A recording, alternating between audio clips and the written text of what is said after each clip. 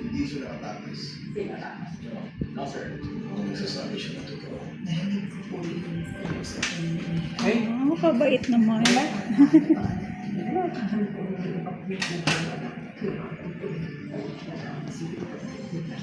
Uy! Ala, ala. yan. Okay, okay lang yan, baby. Ngayon lang yan. Rabies, nasa 5 in 1. Agoy. Uh-oh. Ay, sa 5 in 1. Ayaw ng mga binabides. Wala tayong pamatak mga flores. Hindi, kadaming turok.